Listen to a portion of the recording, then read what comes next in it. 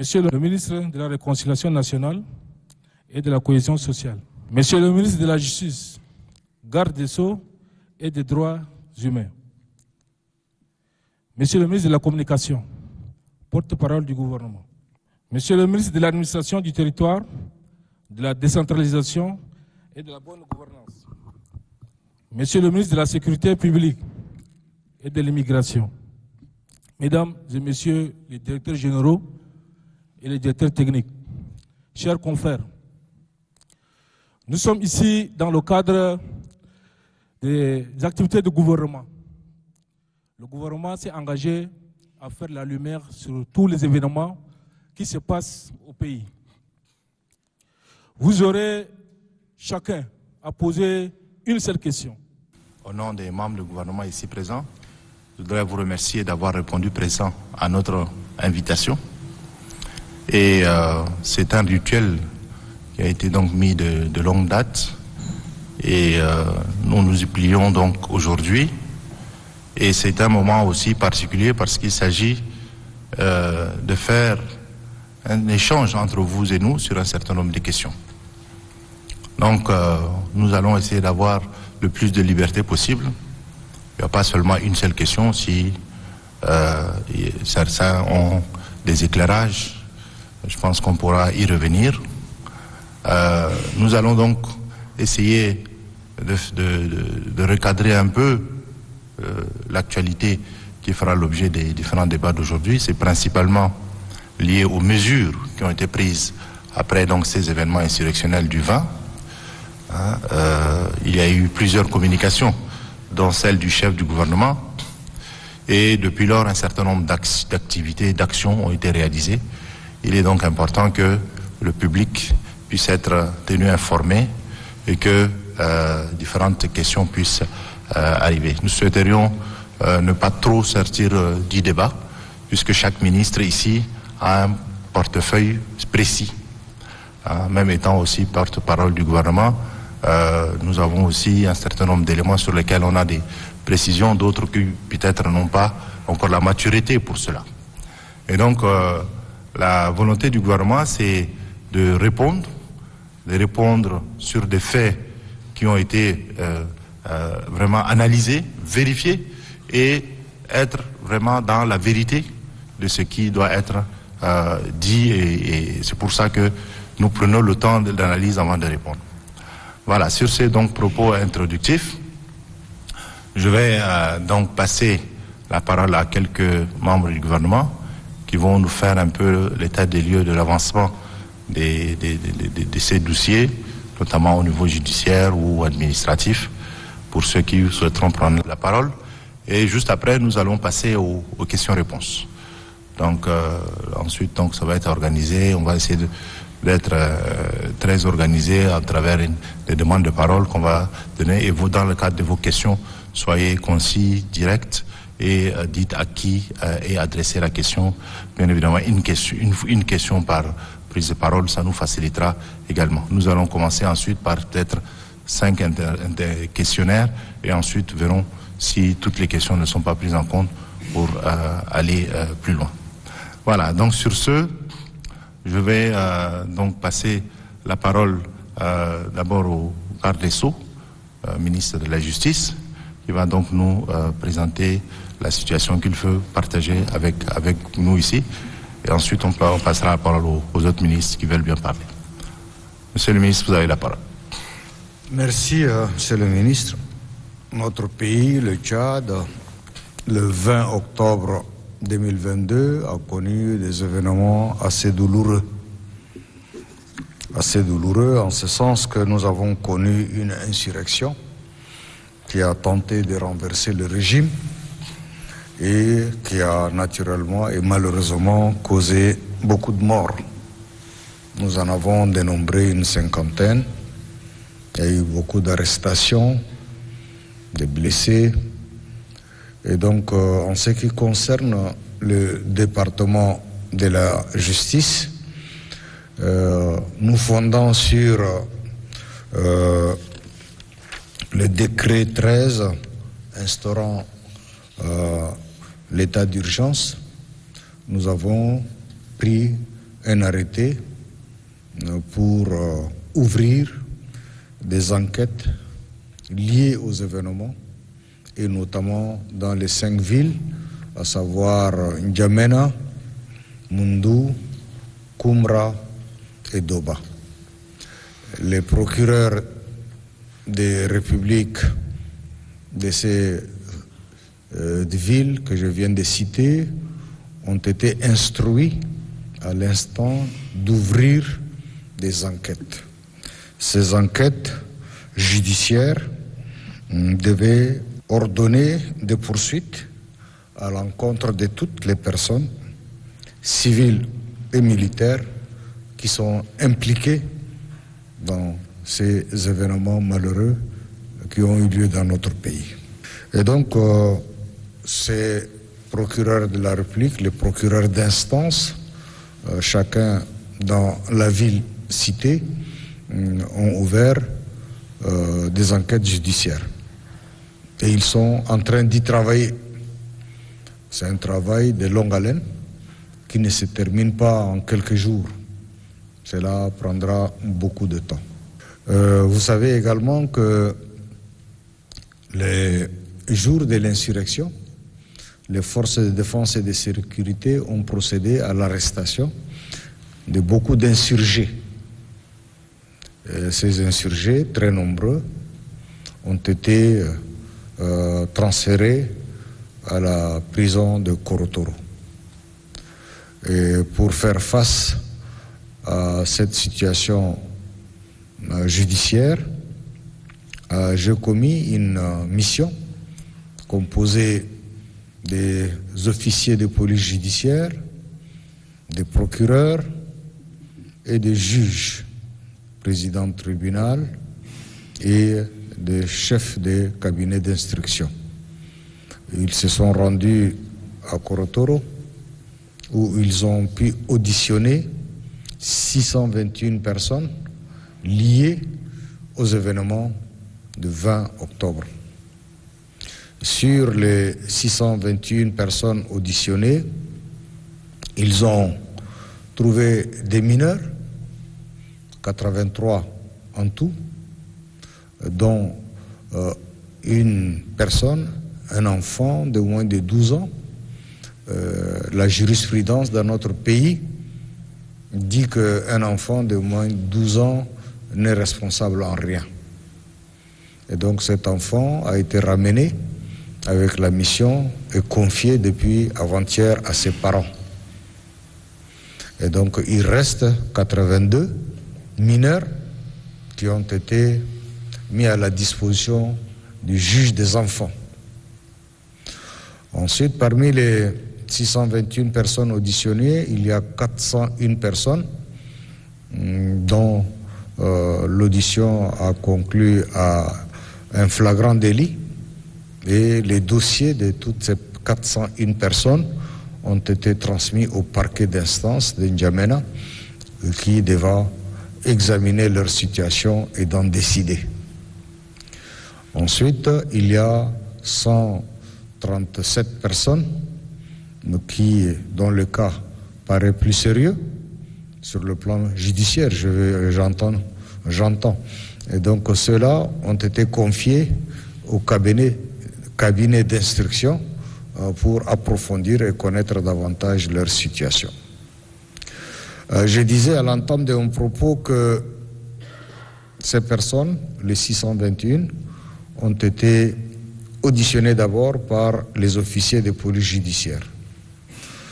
Selon le code de procédure pénale dans notre pays, et notamment les dispositions de l'article 50, quand un officier de police judiciaire vous auditionne, il vous signifie que vous avez le droit d'avoir un avocat qui vous assiste dans toutes les étapes judiciaires que vous allez connaître.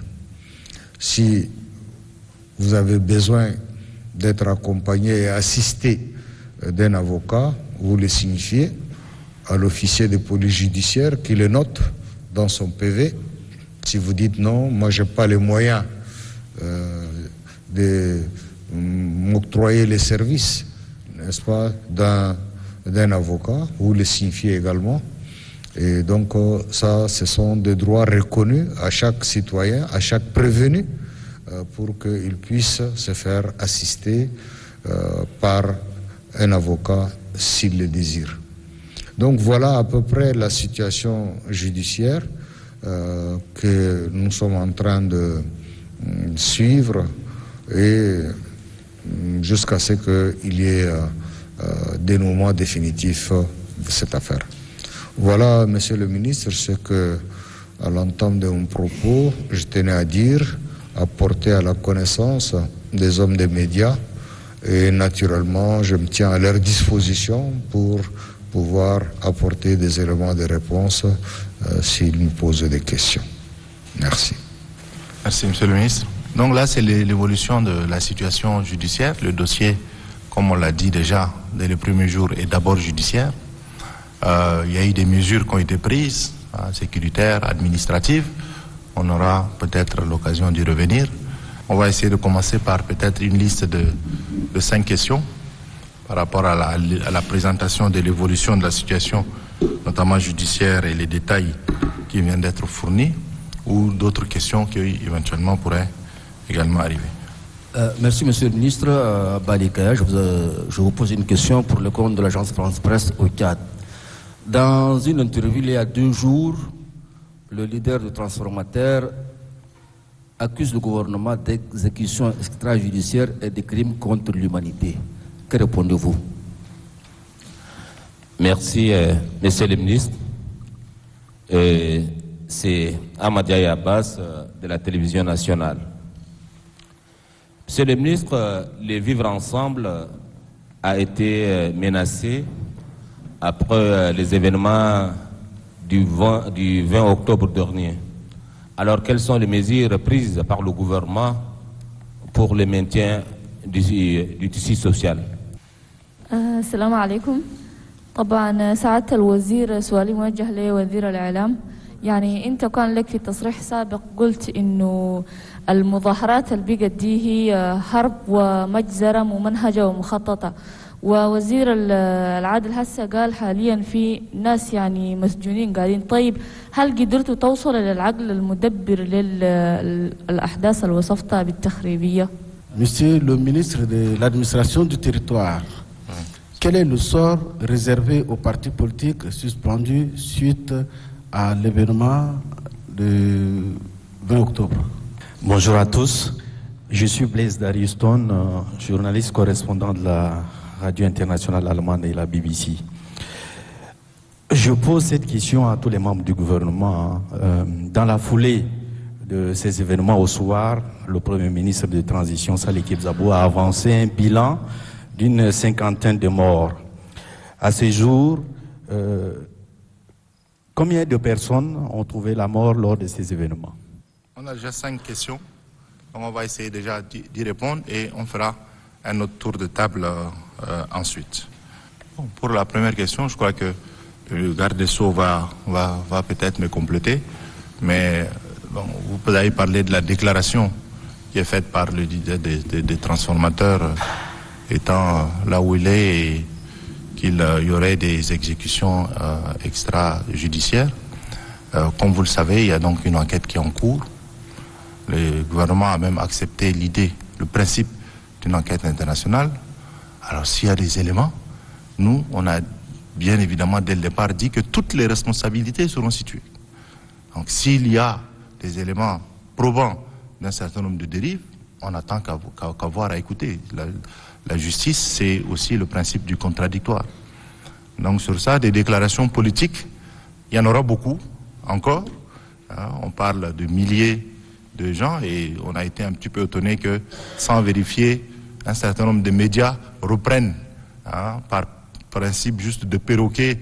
Oui, il y a des milliers de gens qui sont dans les fleuves. Vous savez, on ne peut pas cacher les morts. Donc je crois que il faut parfois aussi raison garder. C'est la raison pour laquelle on a voulu attendre, vérifier, avoir les situations judiciaires et communiquer maintenant sur des chiffres exacts. Donc voilà, je vais repasser le ministre, le garde des Sceaux, s'il a des éléments complémentaires. Merci, Monsieur le ministre. Des déclarations, il y en a eu beaucoup, dans tous les sens, de toute nature, parfois extravagantes. Malheureusement, il s'agit de vies d'hommes. Et quand on se donne la liberté d'affirmer des choses aussi graves, il faut avoir aussi l'intelligence et la responsabilité de justifier ce qu'on dit. Si quelqu'un a une liste nominative avec des identités précises, et donc que ces personnes-là, détenant ces informations, c'est-à-dire l'endroit, le nom de la personne, son nom, son identité complète, ainsi de suite, et l'endroit où il a été exécuté de manière extrajudiciaire. Donc ces informations, puisque nous avons commis les procureurs de 5 villes, les procureurs de la République de 5 villes, qu'ils déposent plainte. Qu'ils déposent plainte et qu'ils apportent la preuve de ce qu'il dit. C'est bien de rester quelque part à partir d'un clavier et donc diffuser toutes les informations, mais la justice travaille avec les preuves. Et donc si cette personne qui a fait cette déclaration d'exécution extrajudiciaire, et donc bon, qu'il apporte tout simplement les preuves de ces allégations. C'est comme ça qu'on qualifie les propos qui ne sont pas justifiés en matière judiciaire. Vous avez également demandé combien de personnes sont mortes à la date d'aujourd'hui. Vous savez que, en ma qualité de garde des Sceaux, je n'ai pas droit d'avoir en ma possession les dossiers judiciaires ouverts par les instances. Mais le parquet peut m'informer. Mais les dossiers, je n'ai pas le droit d'y accéder. Seuls les avocats des personnes qu'ils défendent on peut leur communiquer les dossiers des personnes qu'ils défendent. Et donc, à la date d'aujourd'hui, tous les rapports des procureurs des 5 villes ne sont pas parvenus au garde des Sceaux pour malheureusement faire un décompte macabre pour dire il y a eu combien de morts. Mais vous le savez tous, le Premier ministre, chef du gouvernement, le jour où il a fait sa conférence de presse, donc il a annoncé les chiffres de 50 morts, et donc on s'en tient à cela. S'il y a des preuves contraires, donc bon, nous sommes preneurs et qu'on nous apporte les preuves supplémentaires de ces effectifs malheureux. Les personnes qui ont été auditionnées à Korotoro, au nombre de 621 personnes auditionnées, je pense que les officiers de police judiciaire, ceux qui les ont pris sur le terrain, certains naturellement, on les a pris en flagrant délit avec, comme vous l'avez vu dans les réseaux sociaux, les images qui ont circulé. Certains avaient des coupes-coupes, des couteaux de jet, d'autres des cailloux, d'autres des lance-pierres, d'autres ainsi de suite, d'armes de différentes natures.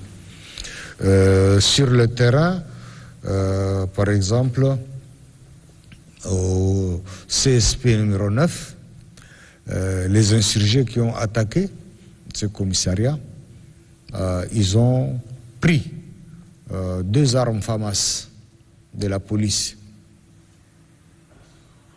Et donc ça a été certifié par un huissier de justice qui a été sur place, qui a fait les constats.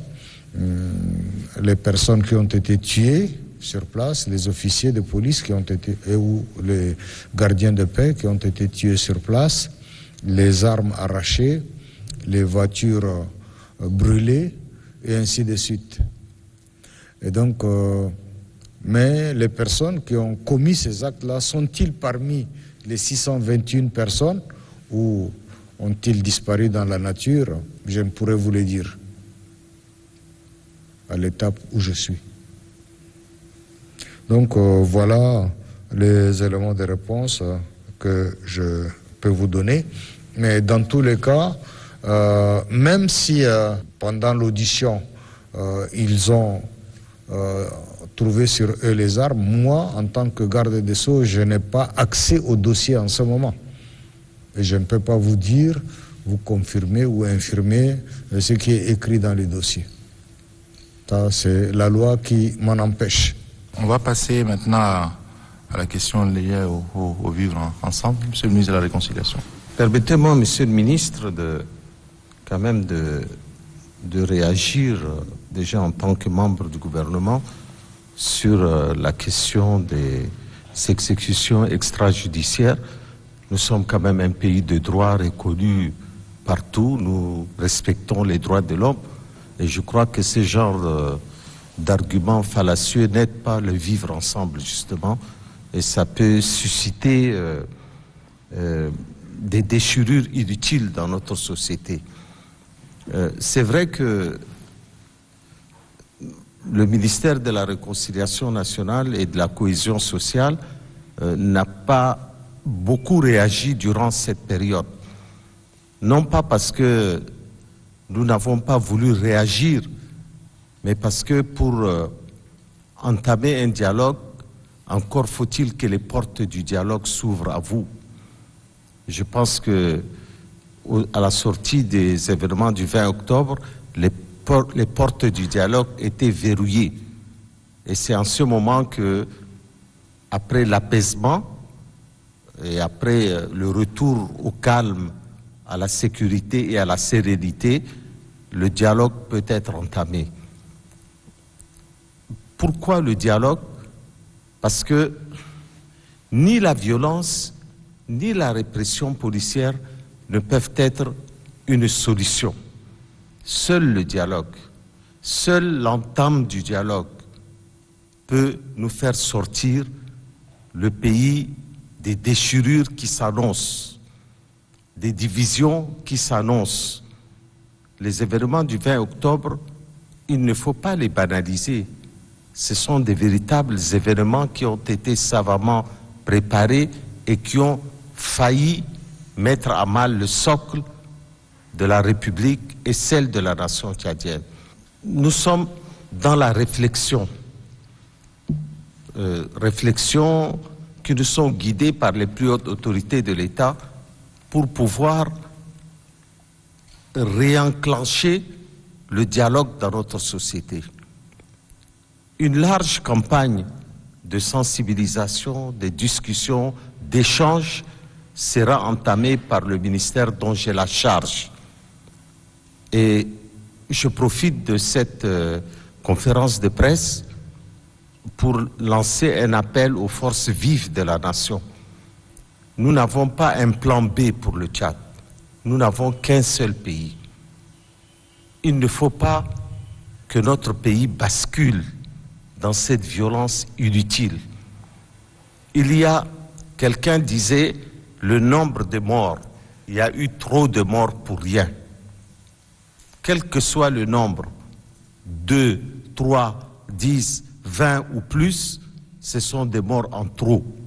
Surtout quand ça concerne la jeunesse de notre pays, quand ça concerne les forces vives de notre pays. Nous devrions tous nous ressaisir dans cette période difficile. Nous avons, à l'orée et à la sortie du dialogue national inclusif, nous avons les perspectives de mettre en place des institutions démocratiques pour apaiser la situation.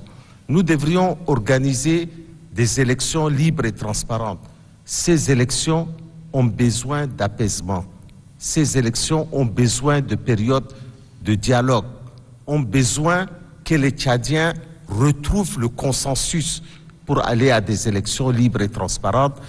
Mais avant cela, arriver à un consensus pour mettre en place des institutions qui soit conforme aux vœux du peuple tchadien. Ces institutions que nous mettrons en place ne peuvent être mises en place que par un large consensus qui a été dégagé par le dialogue national inclusif. Je ne voudrais pas être trop long, mais je pense que c'est un grand challenge que le ministère de la Réconciliation nationale et de la cohésion sociale doit avoir.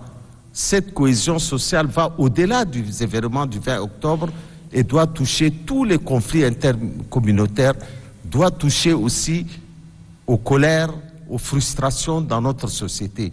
Et on ne peut que lancer un appel aux forces vives de la nation pour qu'ils nous aident à accomplir cette mission pour le bénéfice de tous. Voilà en gros ce que je dirais sur le vivre ensemble. Je dirais simplement que ceux qui ont connu les événements de 79, où les gens se sont massacrés entre eux, peuvent aujourd'hui témoigner du fait que la nation tchadienne existe. Parce que si on a connu les événements de 79 et on se retrouve dans un Tchad uni et réconcilié, c'est que la nation tchadienne existe et nous devrons la préserver. Je vous remercie. Merci beaucoup, M. le ministre. Merci. Dernière question, elle est adressée au ministre en charge de l'administration. Monsieur le ministre, vous avez la parole sur le sort réservé aux partis politiques et associations. Effectivement, par rapport un peu à ces événements malheureux que notre pays a vécu, nous avons, dans le cadre de l'exercice de nos prérogatives, pris donc la décision de suspendre 6 partis politiques et d'interdire l'exercice sur l'ensemble du territoire national, un regroupement informel qui a pris quand même l'habitude de défier les autorités établies. D'aucuns le rappelaient, nous sortons du dialogue national inclusif et l'une des mesures prescrites demande aux autorités établies de pouvoir restaurer le respect de l'autorité de l'État. Nous avons trop payé le prix du laxisme dans ce pays. Et il nous a semblé, dans le sillage de la déclaration du Premier ministre et chef du gouvernement, de réagir et de prendre les mesures qu'il faut en se fondant sur les dispositions légales. Lorsqu'on crée un parti politique, c'est qu'on a un projet de société qu'on veut vendre à l'opinion. Lorsqu'on crée un parti politique, on doit respecter la législation. Et la législation actuellement en vigueur prescrit de l'engagement auquel tous les Tchadiens ont souscrit, celui du caractère un et indivisible du territoire national.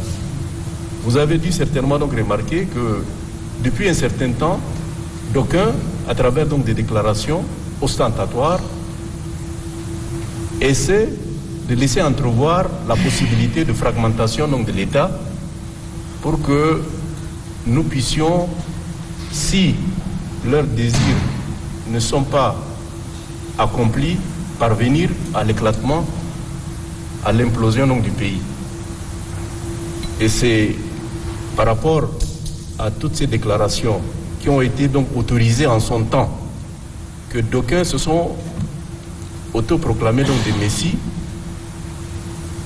et nous connaissons les conséquences avec tout ce qui est advenu le 20 octobre.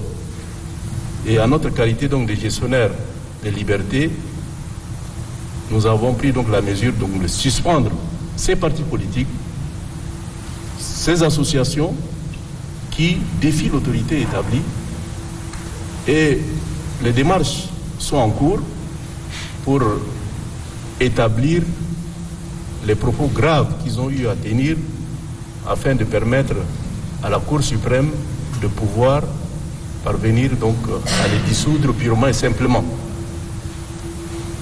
Nous ne pouvons plus reculer. Je disais qu'on a trop payé le prix du laxisme. Et à partir du moment où d'aucuns s'autorisent défier l'autorité établie, Nous allons leur opposer la rigueur donc de la loi.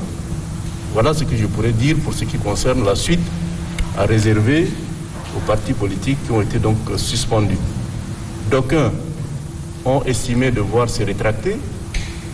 Nous allons devoir envisager d'étudier les éléments donc, qui nous ont donc transmis, mais résolument, le gouvernement est dans l'optique de pouvoir continuer pour parvenir à obtenir, après la suspension, la dissolution pure et simple de ces formations politiques.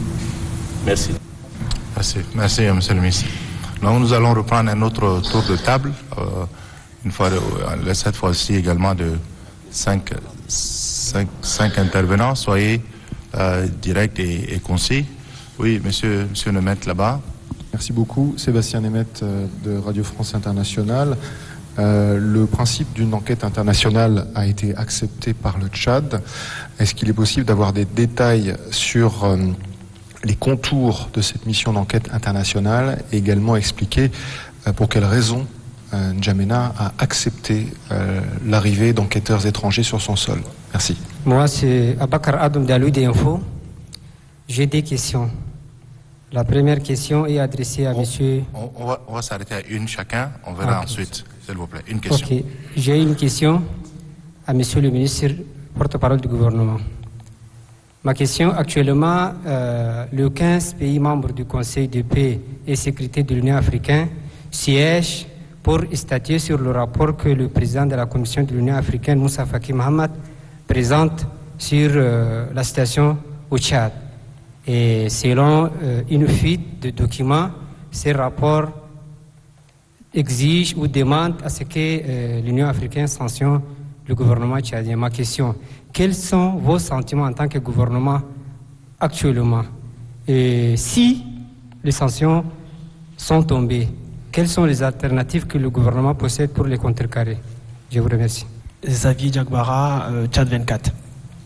Je voudrais m'adresser au ministre de la Sécurité qui, dernièrement, après les événements du 20 octobre, a accusé l'éducation du Yondo d'avoir blindé quelques manifestants. N'est-ce pas là porter atteinte à une culture, à un peuple précis? Ce n'est pas une incitation par hasard? Merci. Merci, monsieur le ministre.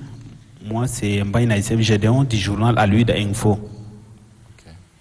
Je venais d'écouter le ministre de la Justice qui avait parlé des événements du 20 octobre dernier. Donc, à votre introduction, vous avez parlé également de l'insurrection.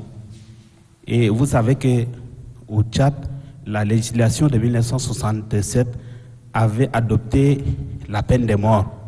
Et cette peine de mort avait été, maintenant, ça veut dire qu'abolie. Aujourd'hui, il n'existe plus la peine de mort au Tchad. Et parmi ces sanctions et aux infractions de peine de mort, il y a 14 articles du Code pénal tchadien qui les définissent, parmi lesquels l'article 316, enlèvement et séquestration des personnes ayant entraîné la mort. Est-ce que les événements qui sont passés, il y a des gens qui ont été séquestrés et par la suite ont suivi des morts, et ces balles réelles qui ont été tirées, c'est des peuples où l'État est censé les protéger. Et est-ce que la force de l'ordre a cette éligibilité de tirer sur la population ou de déporter des gens dans une prison donnée? Selon l'explication du ministre de la Sécurité, c'est compte tenu des conditions de commissariat et autres, donc c'est pourquoi ces personnes ont été déportées à Korotoro. Et le Premier ministre disait dans son rapport, au premier jour dans sa déclaration, qu'il y a 50 et quelques morts. Le même ministre revient une semaine après et dit, bon, les gens parlaient de sang parce qu'il y avait des blessés à l'hôpital, certainement peut-être ils sont morts suite à leurs blessures. Et aujourd'hui, on ne sait pas le nombre exact de personnes qui sont mortes. C'est des vies humaines sacrées. Et la peine de mort est abolie. Est-ce que ce qui s'est passé réellement, la force de l'ordre a cette habilité à tirer ou encore à déporter les gens? Merci. C'est monsieur Nestayam Goto de TV5. Ok. Je voudrais adresser ma question au ministre de la Sécurité publique. Je voudrais savoir où est le président du parti Le Transformateur, Masra Succès, et est-ce que le gouvernement avait l'intention ou a l'intention de l'arrêter? Merci.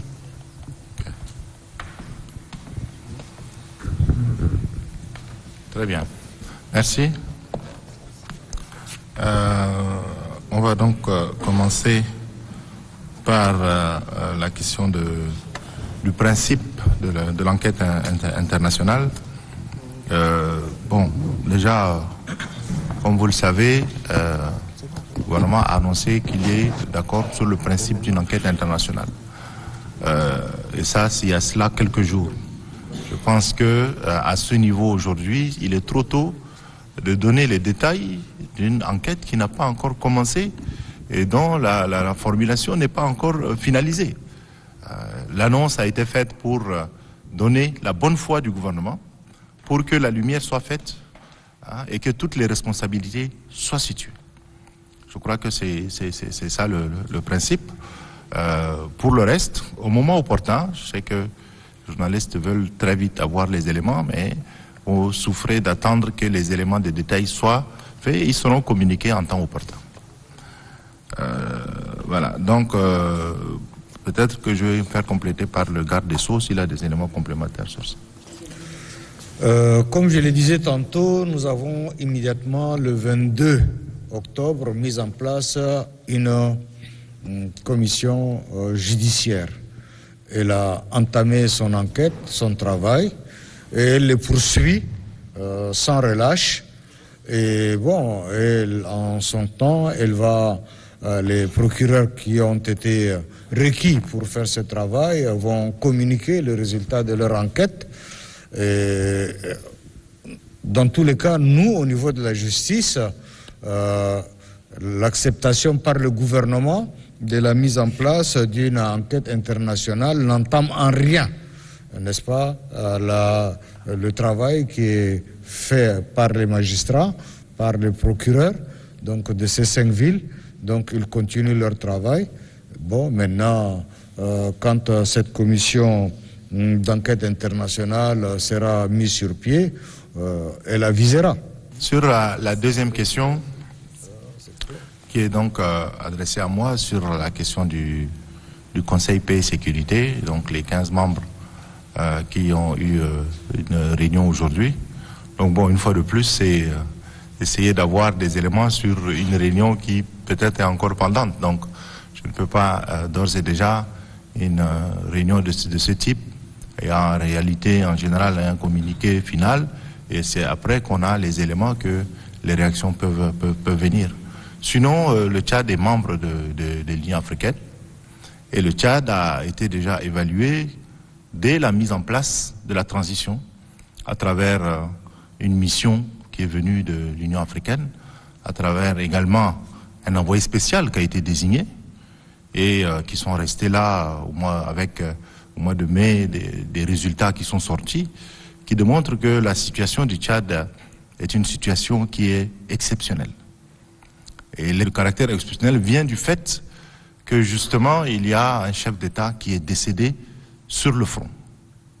Et qu'à 300 km, il y avait une rébellion qui risquait de prendre le pouvoir. Et face au refus du président de l'Assemblée nationale, et un conseil militaire de transition a été mis en place pour conduire une transition pour des élections et revenir à un ordre constitutionnel rompu sans qu'il y ait une volonté quelconque d'hommes et de femmes de pouvoir le rompre. Et donc à l'époque déjà l'Union africaine avait jugé ce caractère exceptionnel et avait décidé d'accompagner le Tchad. L'autre élément sur lequel je voudrais revenir, c'est le récent sommet de la CAC. C'est cette organisation sous-régionale a décidé d'accompagner également le Tchad. Le président de la RDC est désigné comme facilitateur. Et donc, du fait du principe de subsidiarité, nous pensons que ça a été appliqué, que ce soit au niveau de la CEDEAO ou que ce soit d'autres. Nous avons bon espoir que ces principes et règles qui sont appliqués pour les autres pays le soient également pour notre pays. Donc, dans l'attente des éléments de détail, c'est un peu les quelques éléments que l'on peut donner à ce niveau-là. La prochaine question était adressée au ministre de la Sécurité, donc je lui passe la parole.